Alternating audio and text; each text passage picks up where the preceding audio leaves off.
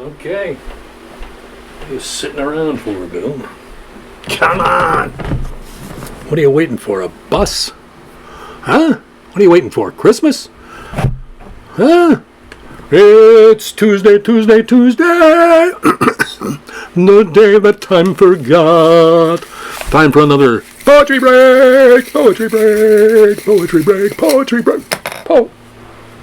Fire. Hello, culture vultures.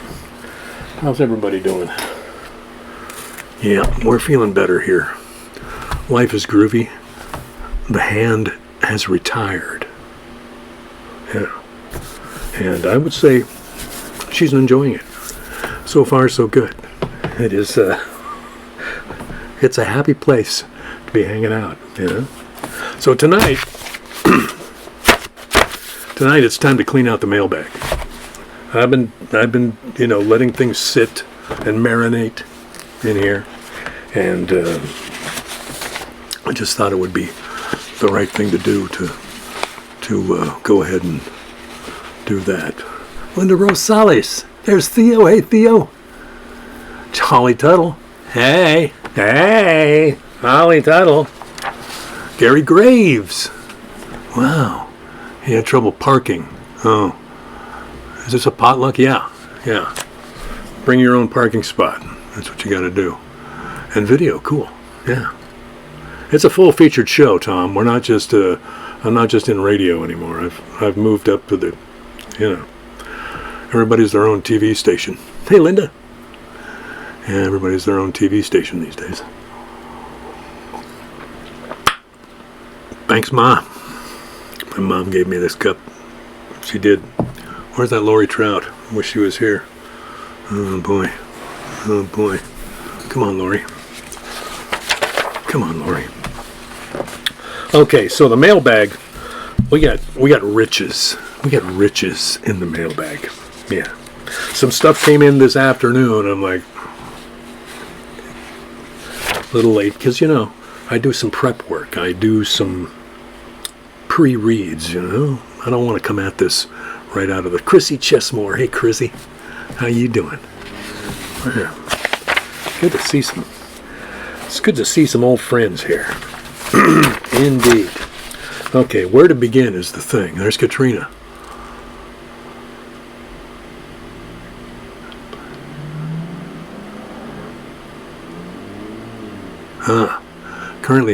Katrina is currently walking towards the river where hopefully there'll be a breeze. Yeah, she's down in the Tri-Cities now. I bet it's a frying pan down there. Ew. No, thank you.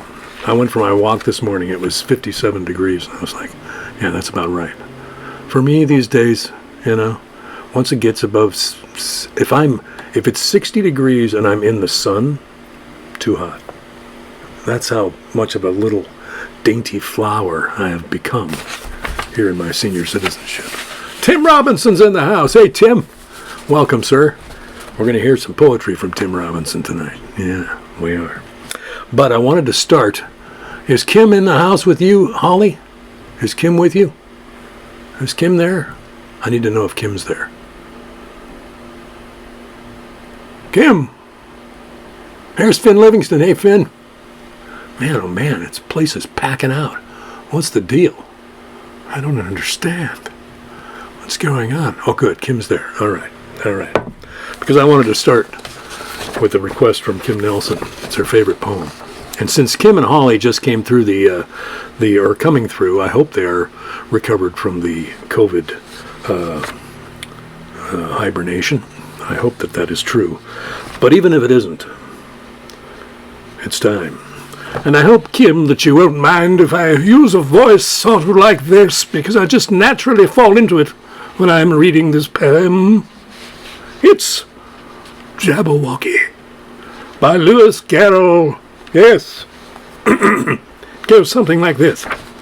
'Twas brillig, and the slithy toes did gyre and gimble in the wabe. All mimsy were the borogoves, and the mome rats outgrabe. Beware the Jabberwock, my son, the jaws that bite, the claws that catch. Beware the Jubjub bird and shun the frumious Bandersnatch. He took his vorpal blade in hand, long time the manxome foe he sought. So rested he by the tum-tum tree, and stood a while in thought. And, as in uffish thought he stood, the Jabberwock, with eyes of flame, came whiffling through the tulgey wood, and burbled as he came. 1, 2, 1, 2, and through the vorpal blade went snicker-snack. He left it dead, and with its head he went galumphing back. Hast thou slain the Jabberwock? Come to my arms, my beamish boy. Oh, fraptious day, callooh, calais, he chortled in his joy. 'Twas brillig, and the slithy toves did gyre and gimble in the web, all mimsy with the borogoves, and the mome raths outgrabe.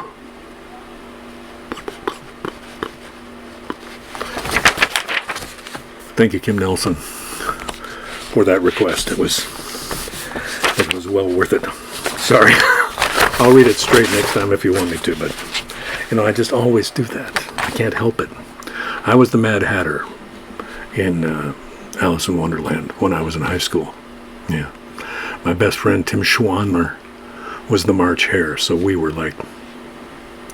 And a good friend of mine, Roland Burge, was the Cheshire Cat. Ooh. Joan DeYoungen played the Dormouse, yes. And Martha, somebody was Alice. Darn it.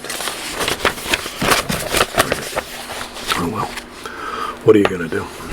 The brain. It's about the 14th thing to go.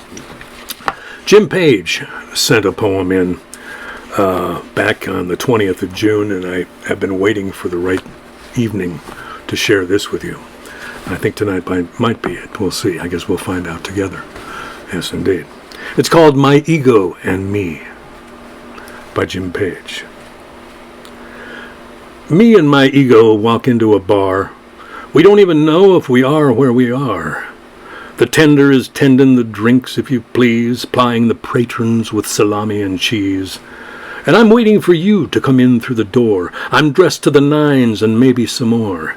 As I sit myself down at a table for three, you, my big ego, and me.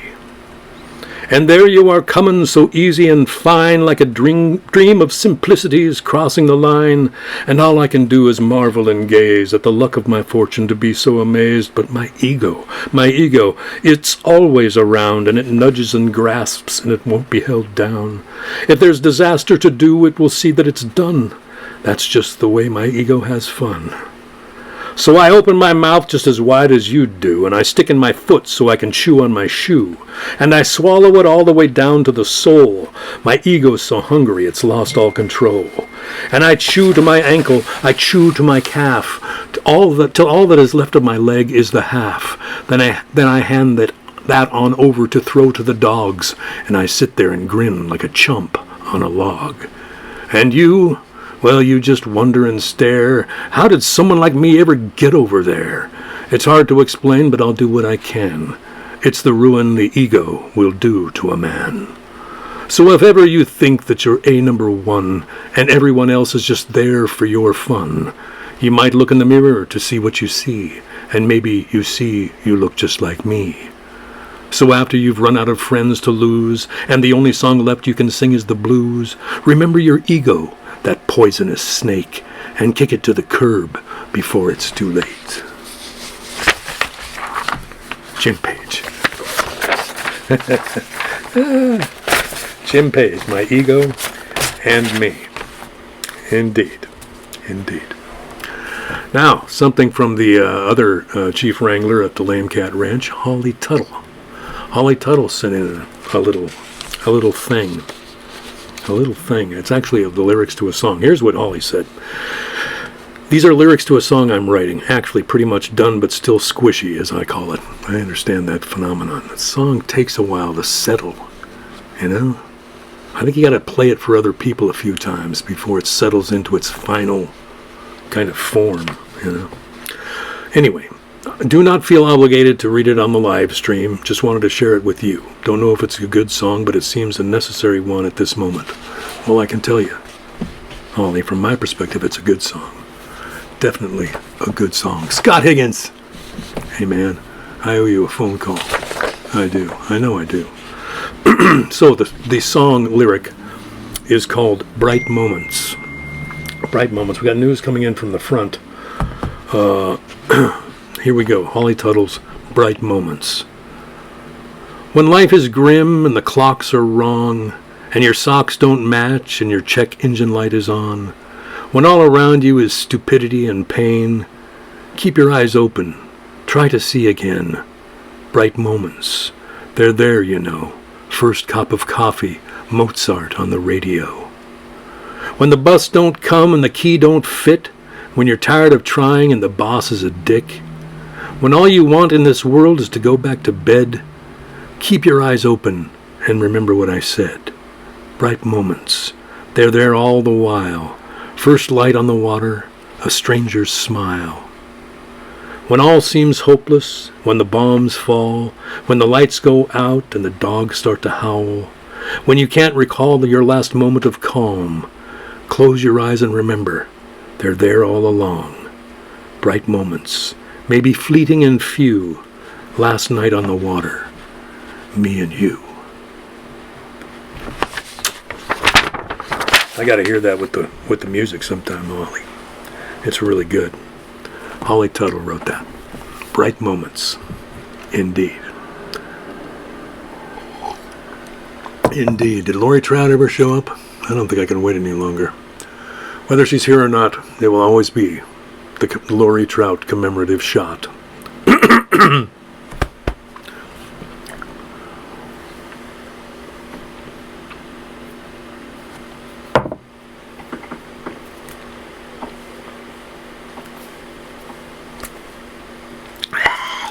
Yep. That's the good stuff. Okay, Mr. Mark Kenney. Mr. Mark Kenney sent these back on June the 14th. As you can see, I've been ignoring the mailbag. I've been distracted by other things. You know, there was a pretty flashing light over here somewhere or something. I got distracted. Squirrel! My dad used to say, submarine! I don't know why he did that, but it always made us laugh. We were easier to get laughs out of when we were kids, I think. So let's see, Mark. He said on the 14th, I have a family birthday dinner for my son-in-law tonight, so if the poetry break is on, I'm probably going to miss this one live, but poetry will survive. Peace to you and Diane in the coming week. Mark, the week since the June 14th, since that message, is when peace really began to descend. So I think this message, even though it was only between you and me, I think it really had kind of a magical effect. You ought to see this place. It's like, it's all lit up, you know? It's crazy. It's amazing what a little retirement will do to kind of perk things up around the old hacienda. Yes, indeed. Heidi Muller. Hey, Heidi. How you doing? Wow. This is great. We got some all-stars here tonight. Scott Higgins, Heidi Muller, Holly Trout Cooper, the Lane Cat Ranchers, Joyce Hyatt, Tom Ogburn, Gary Graves. Wow. So, Mark, this is called Making Music for the Soul. And I don't know if Mark wrote this about me, but it could certainly apply. Making Music for the Soul. My fingers ache with longing now, so much more than pain, though pain remains the mundane order of the day. Less so than weeks gone by, but still, simple daily movement takes its toll. Bend and stretch till feeling like one broken, like one maimed, ashamed of what has come of your ambitions, your simple pleasures of wood and string and sound. Let the tears come for things now lost, but dream of new beginnings. To feel sprightly once more against the bronze, to feel strong and supple when running up the scales, flesh and bone, mind and matter, making music for the soul. There's nothing like it. Not just yet, not today, but maybe soon. Thanks for that, Mark. Yeah. I know Mark has some hand issues as well, so I think we share that difficulty. Yeah. Oh, Bob Webb's there too. Okay, hi Bob. Wow. Cool. You guys staying inside? Is it warm down there on a Tuesday night down there in the Olalas? Or what is it? It's the come on, Bill. Come on. I've got some weird kind of fluttering noise in my ears. That's probably why I don't remember It's the hand, ladies and gentlemen, the hand! The hand is here. The smell 'em goody hand.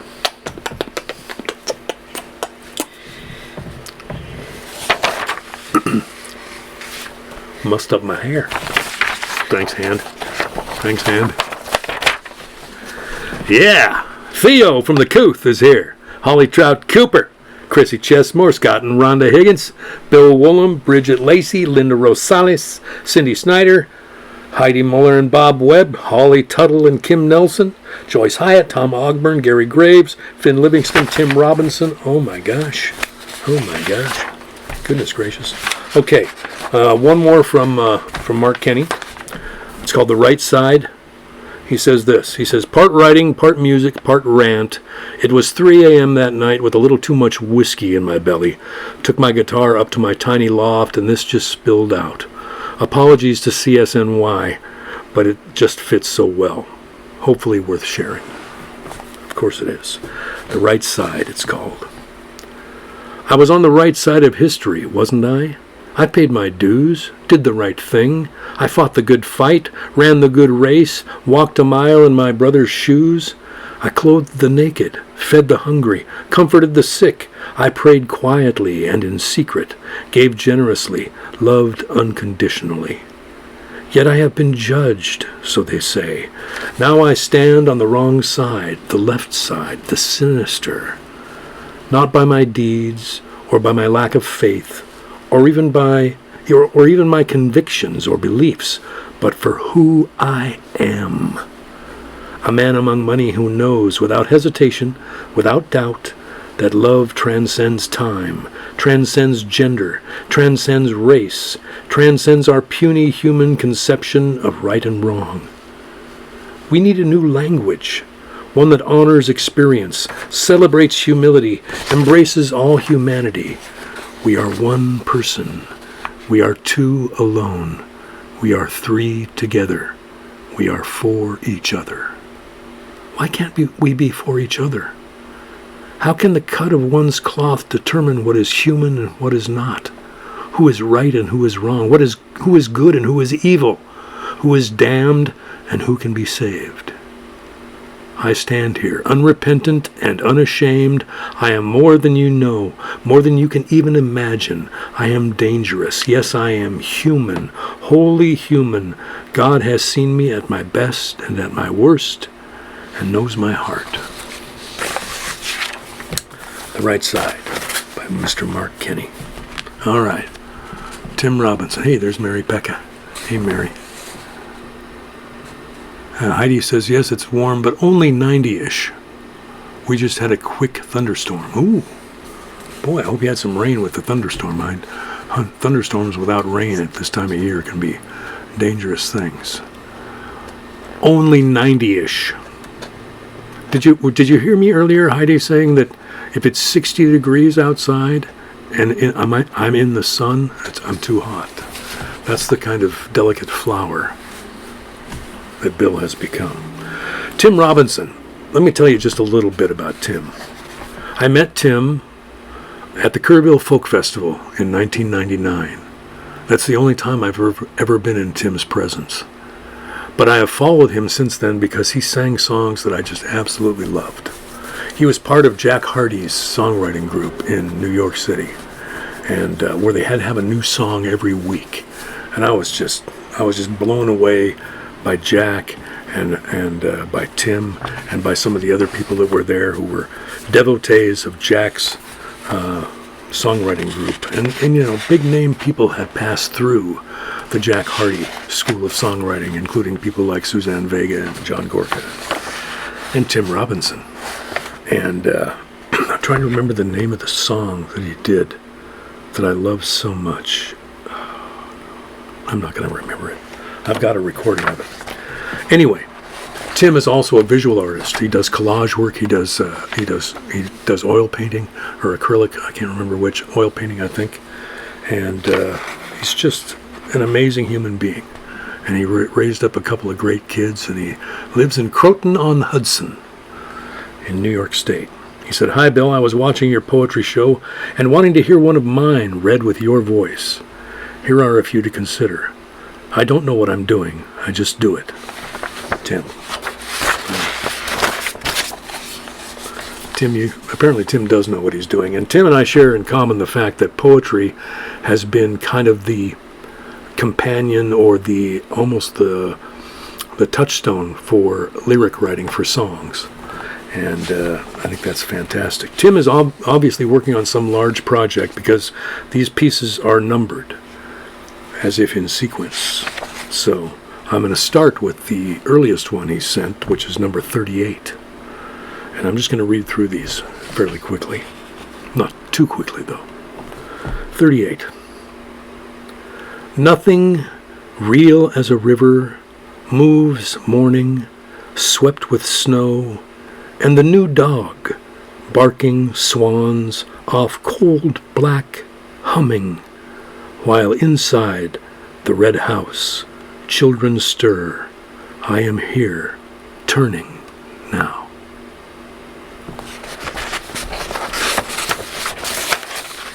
Number 40. Ascending the totem pole, looking down now, as it was when your hair was long and blonde, when lean women, sun-browned and wild, walked distant circles along dolorite walls, beyond the endless pillar, that strange, aching work of an angry sea. But ascension was never the problem, was it? Ascending the totem pole then, because no hard man had yet, was easy. Climbing, weightless, reaching across, shifting balance, lifting your body, only that, higher, forever. Climbing, that was a young man's game, you said, years later, near a piano, in another world, softly, and not a word more of it, but instead, a song, weightless, reaching across, shifting, lifting your body, only that, higher, ascending, looking down now, as it was when, forever. Spare words. Spare words, well placed. Well placed. Number 44, for John Eubank. So it turns out your fall was no accident, that nearing the end of the final pitch, you turned, and the beauty below was greater now than any above. So you loosened your grip, as we all will, and dropped back against the deep, wild years. A fragrant wind blew across your face. The sun splashed gold on the endless rock. And that was that.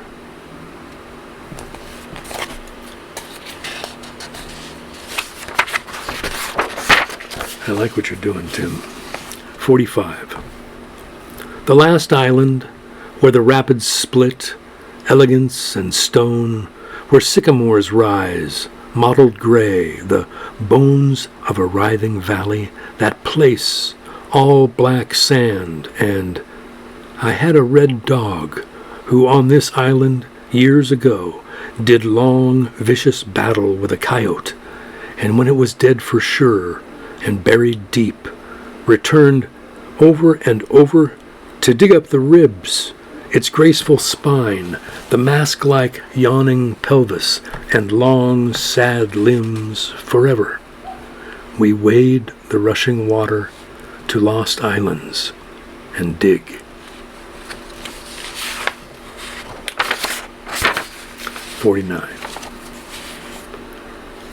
Bring the funk, the masked man said, the camera and your black box of cryptic lenses. Bring your list of birds, he said, adjusting the light, the whole endless tally, so that we might weigh the years. Bring more than you know. Sort through it later. Bring, he said, all you can carry of drink, witness, abandon. Drive north. Sing. There are warblers here, in the blue spruce, blown beyond their sun, scattered among dark-eyed juncos. They'll be dead by morning. Tim Robinson, singer-songwriter. Google him. He's got a page on SoundCloud where he does, where you can listen to some of his songs. He's an amazing writer. I appreciate you, Tim, even though we've never even hung out. I feel like we have, though. Yeah. Janine Boggs! Jeff Steve! Wow. People still straggling in. That's cool. So I'm going to end the mailbag tonight with a poem the hand sent this last week for a future poetry break after you've caught up with the mailbag. Well, I think I have caught up with the mailbag. I don't know if I got to everything that was sent, but I think I got to most things that were sent. Oh, I should show you. I bought a book. John Gorski. Remember John Gorski? I read a few of his poems. He's got a book. He's got several books, actually, on Amazon. Night Like Black Coffee is the most recent. I'm reading that right now and enjoying it very much. So we may hear more from John Gorski in the future. He's a local guy, too. Yes, it's great to be discovering new poets almost all the time, like this one. The poem that Diane sent is by Lynn Ungar. That's U-N-G-A-R. I may not be pronouncing it right. Lynn Ungar. And you can go to lynnungar.com for more. This is called Bullies. Bullies. Might as well admit it. The bullies are running the school. No teacher, no parent, no principal is stepping in. They will take what they can, add it to their hoard, and toss some bright coin of power to the henchmen who roam the halls. I wish I knew how to make it safe. I wish I knew how to send us all back to science or language or music or math or whatever it was that we came here to do. I wish. The bullies will not be satisfied, because brutality does not satisfy. They have set the terms of a game no one can win. It may come down to the need to hide. But don't hide out alone. We are gathering in the library, behind the science fiction stacks. We are holed up in the art room with our colored pens, and we are yelling in soundproofed practice rooms. We have brought our instruments to the band. We have brought our voices to the choir. We still have words to print and the bulletin and the yearbook, and in the poetry chapbook we expect no one to read. We are plotting behind the bleachers, and we are still determined to put on the play. We probably won't catch the conscience of the king, who is utterly without shame. But we have come together to learn our lines, to sing our songs, to live the lives the bullies cannot imagine. I just think that is amazing. I'm going to read that again. I'm sorry, but I'm going to. Lynn Ungar. I'll be hearing more about Lynn Ungar. I'll be researching her. Bullies.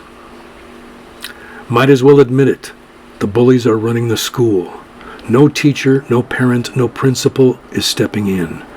They will take what they can, add it to their hoard, and toss some bright coin of power to the henchmen who roam the halls.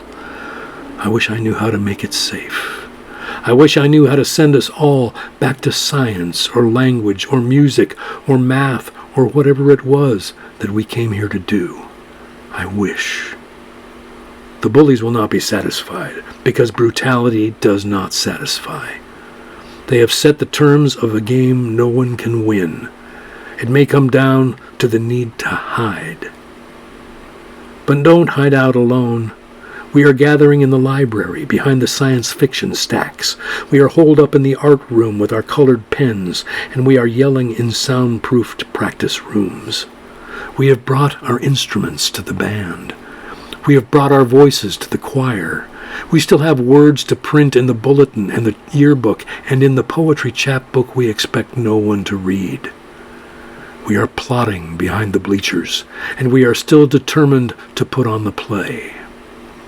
We probably won't catch the conscience of the king, who is utterly without shame, but we have come together to learn our lines, to sing our songs, to live the lives the bullies cannot imagine. Lynn Ungar, U-N-G-A-R. Yeah, there you go. We are officially, other than the stuff that came in this afternoon, we are cut up on the mailbag. Yeah. All right, now, in the world of, things have been a little thin this week. I've been distracted by stuff. I don't know. I've been hanging out with Diane a lot. Kind of relishing the pleasures of her recent retirement. So I got 3 pages of Oldmanhood to read to you tonight. Remember, these are first drafts. You know, I correct spelling. I may replace 1 word or 2. I mean, you end up with something that looks like this. This is all done on Mr. Olympia back here. Yeah. On this crinkly old onion skin paper that I found a stack on in Yvonne Schulstad's house when Diane and I were cleaning out Yvonne's house.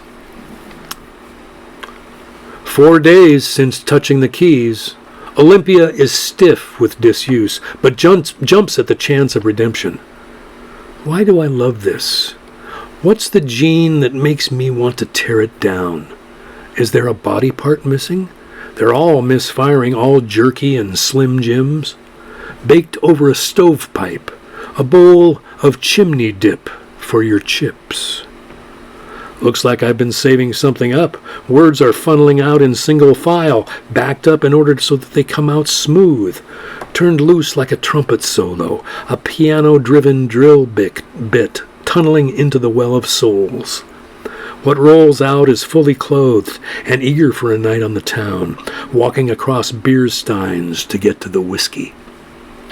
Every old manhood has its stories, stripes of evil tarnishing the silver until it is dull and off color, marble staircases of change that only go up, until one knocks at the door of the sky and is let in. I won't romanticize further the dull days of summer when the sky is as white as this page used to be.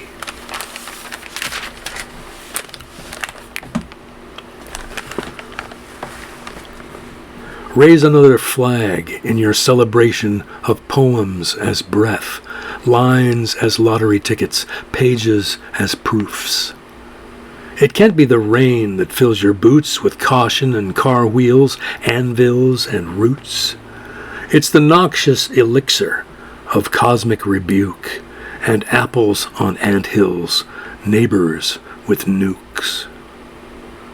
Don't run away while there's so much to say. Just anchor your planks and wait by the door. Your constancy wins you a right to your prize, a page of remembrance as old as your eyes.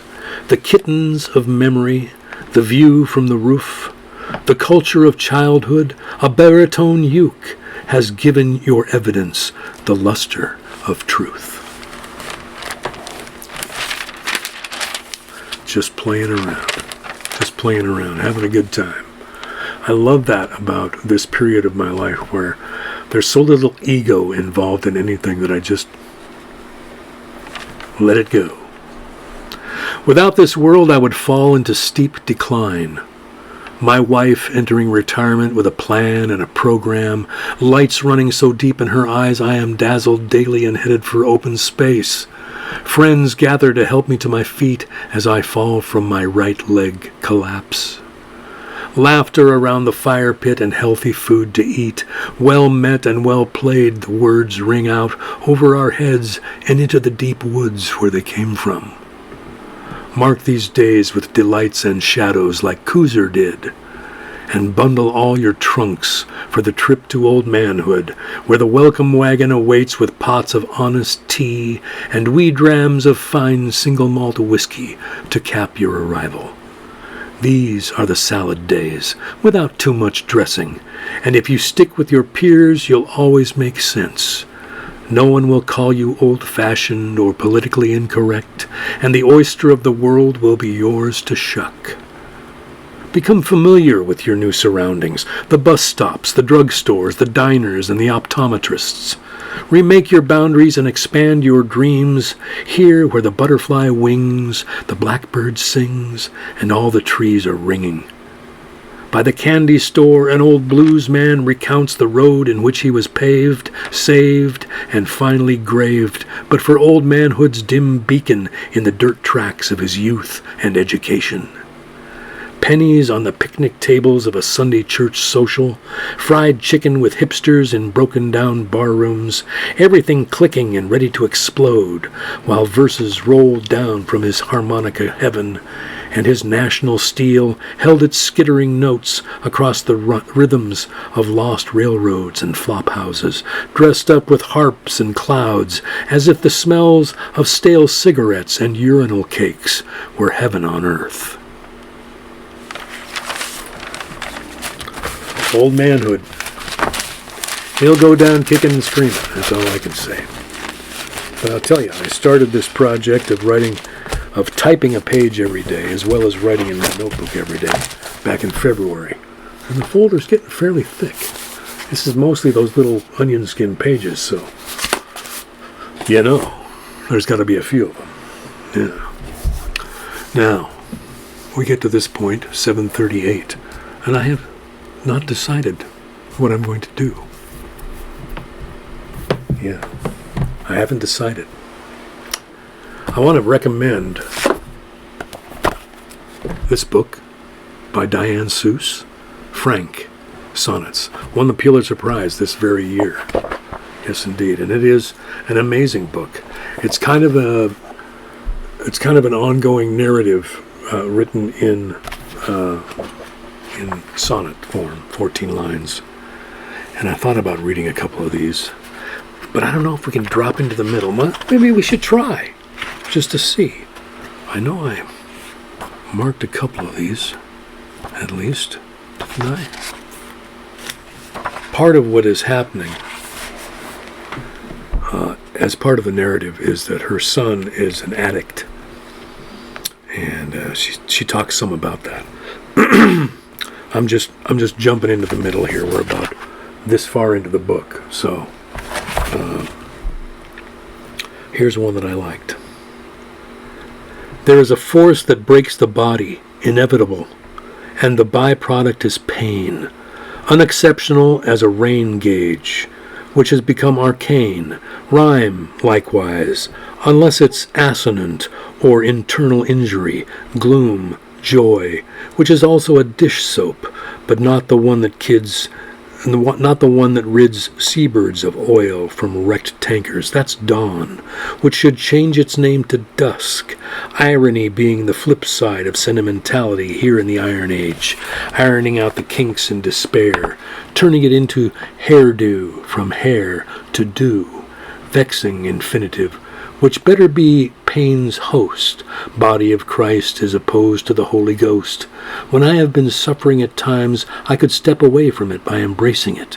A blues thing, a John Donne thing, divest by wrestling, then sing. It's like there's a flow that you got to kind of get into. But it's definitely a flow. And this is not a small book. I mean, as poetry books go, there are fully 130 of these sonnets. So, one more. Now I'm going to read that one again, just to see. Maybe I didn't do very well in reading it. There is a force that breaks the body, inevitable, and the byproduct is pain, unexceptional as a rain gauge. Okay, I'm going to start again. There is a force that breaks the body, inevitable. The byproduct is pain, unexceptional as a rain gauge, which has become arcane, rhyme likewise, unless it's assonant or internal injury, gloom, joy, which is also a dish soap, but not the one that rids seabirds of oil from wrecked tankers. That's dawn, which should change its name to dusk, irony being the flip side of sentimentality here in the Iron Age. Ironing out the kinks in despair, turning it to hairdo, from hair to do. Vexing infinitive, much better to be pain's host, body of Christ as opposed to the Holy Ghost. When I have been suffering at times, I could step away from it by embracing it. A blues thing, a John Donne thing. Divest by wrestling, then sing. I like that. When I have been suffering at times, I could step away from it by embracing it. She's got her own sense of language, which I absolutely love. I love how she has her own sense of language. OD'd on his Suboxone, and not on purpose. Opened in the kitchen, a bottle I thought was my own trifling med, and took his drug instead. Stop signs, he called them, helps you to stop without insane withdrawal, but tells me now he just used it to deepen his high, heighten his depths. He didn't care what it took, or did, or what combo he imbibed. Just ate up anything to make it better. Deader. I had no clue what I'd done until later in bed myself began to break into parts of equal measure, like frames of film, unspliced and floating away from each other, alone. Couldn't figure out how to use the phone to call for help or to swallow my own spit. 3 days I sat up on the sofa for fear of disremembering to breathe if I slept. Him gone. Out of his mind on dope, he tells me now. Too hot for long sleeves, and his arms covered in tracks so he wouldn't come home for fear I'd see. On the 3rd day, I returned to myself, though never all the way, for I had glimpsed the oblivion he sought hourly for years. Saw I'd authored him in my bones. He was my allegory, an analogy, corollary, mirror. I forged his suffering, his nail, his needle, his thrill. Of course, I swallowed the stupid pill.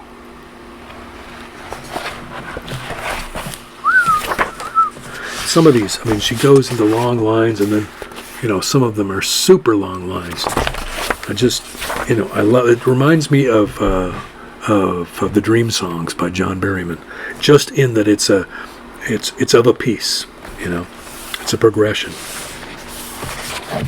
One more. How do you stand being so virtuous? My only virtue is my lack of virtue. My only fear, my fear of a virtuous mob. Once my son sawed through his wrists with a pair of scissors. Burst into my bedroom. I was sleeping a rare sleep, dreaming a rare dream, and he cried that he had tried to kill himself. Even as I called for help, he sawed away. He was fucked up, drunk. He knocked the phone out of my hand. Maybe I slapped him. He says I slapped him, and I believe him. They sent him home after they stitched up his wrists. Wouldn't even keep him for a 24-hour hold.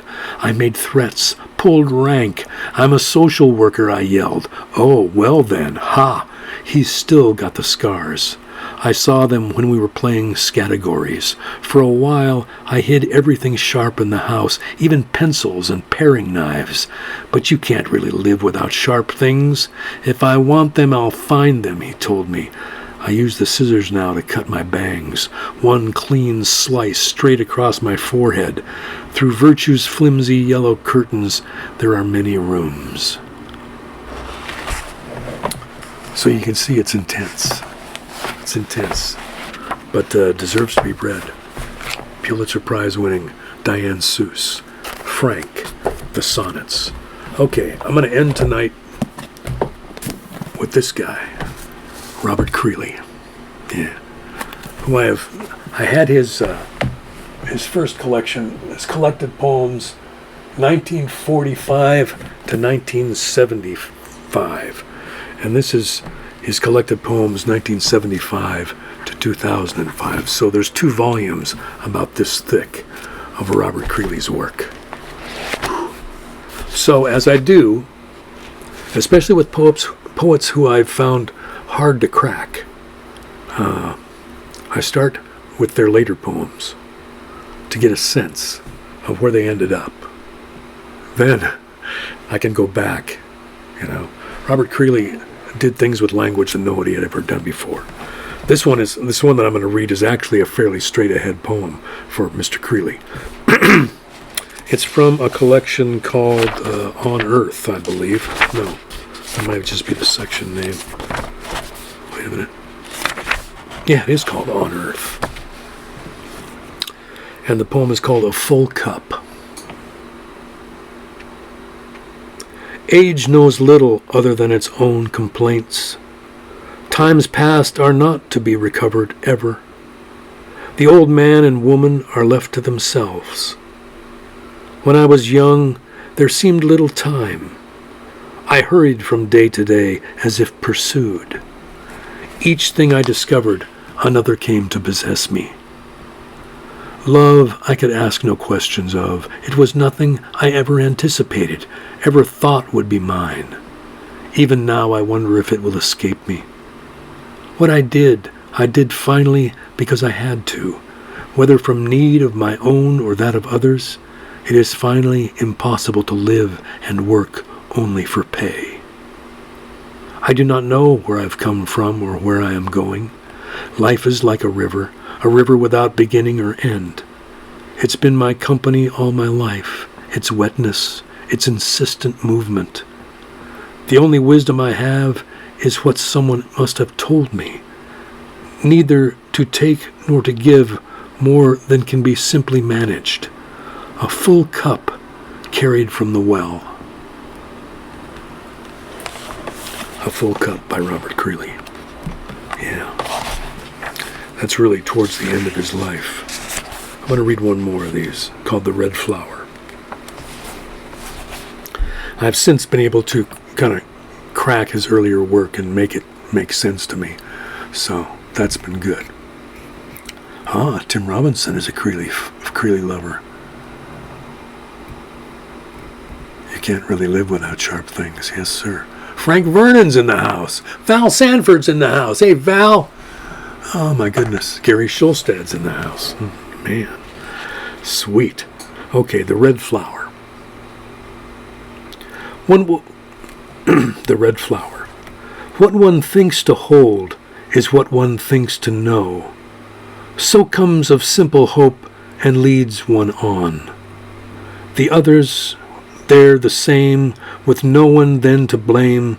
These flowers circles handed, to each in turn was bonded. There the yellow bees will buzz, and eyes and ears appear as listening, witnessing hearts of each who enters here. Yet eyes were closed, as if the inside world one chose to live in only as one knows. No things come otherwise. Walk on crippled leg, because one stumped with cane, turned in and upside down, as with all else, bore useless weight. The way from here to there and back again, from birth to death, from egg to echo, flesh to eyeless skull. One only sleeps to breathe. The hook, the heart, the body, deep within its dress, the folds of feelings, face to face to face, no bandage simple place, no wonder more than this, none less. I've loved that, from egg to echo. Yeah, baby. Yeah, Bob. Bob. Oh, Bob. Mr. Creeley, sir. There's a sonnet about Robert Creeley in here. Where's that one? I'm gonna just, because I'm kind of on a roll here. Where is it? Where is it? Oh no. Darn it. I know it's on this side. Whew.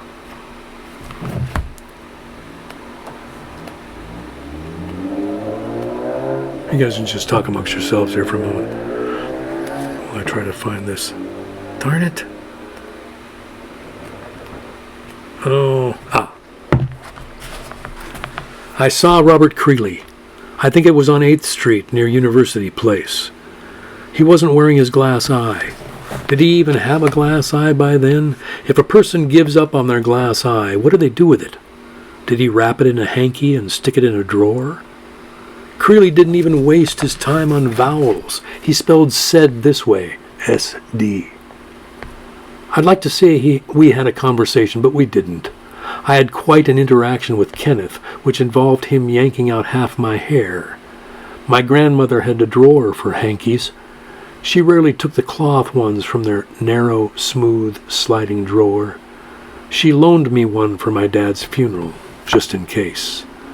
My grandfather had a glass eye. He lost his real one as a boy to a fish hook.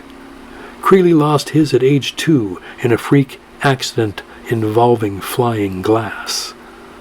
Bart lost his eye to shrapnel at a construction site. He'd take out the glass one to entertain us kids. At 3, I stepped barefoot on a rusty nail and said, now I know how Jesus feels. A neighbor had a white bulldog, Rocco, with a missing eye. They make glass eyes for dogs, but Rocco's people couldn't afford one. Rocco ambled around town like Creeley did that day in the village with an empty socket. Yeah, I think that's a good place to stop. What do you think? I don't know. Where are we at? 7:53? All right. Guys, I can't believe everybody came. Pauline Jones is here. Hey, Pauline! Wow. I can't believe it. This is great. I'm having a good time with the poetry break. I'm still working on my hands. I actually played a few songs. I've been trying to play a few songs a day. Things have not improved markedly. Although I did play 5 in a row the other day. Yeah. I don't know. Still working on it. Still trying to figure it out. I think we have made, Diane and I have made the transition to Medicare. And I'm hopeful that in the next week or so I'll be able to make a physical therapy appointment. I'm also supposed to go see a neurosurgeon, an occupational therapist, and what else? One more. I can't remember the other one. Maybe something having to do with brain function. Probably would be a good idea, Bill. Yes. Have we got any more? Did we kill that? No. So, in honor of everybody being here, we're going to polish off this much too small bottle. This is for you guys, for hanging in there, for liking the poetry. I hope there's enough. I feel like there's a lot of variety and stuff. Don't forget our little poetrybreak22@gmail.com. If you got a poem anything that you know of, that you've always known, the one you think, I read the Jabberwocky tonight, come on. What's that poem that your parents or your grandparents used to read when you were a kid? Just give me the title. I can probably find it on my own. Title and author would be good. Or just the name of your grandparents. Maybe I can figure it out from there. Thank you. Thank you for being a part of this. And we'll do, let's see, am I going to be here next week? No, I am not. Next week, there will be no poetry break. I'm going to be in Spokane next week. Getting together with some old college buddies in Spokane. So I'll be feeling some of that heat there, Katrina and Heidi. Yeah, going to visit some old college buddies. It's going to be great. Looking forward to it. And so there will be no poetry break next week. So our next meeting would be the 26th of July. Did you feel that? Was that an earthquake? Thanks, you guys. Have a poetic week. See you next time. Okay?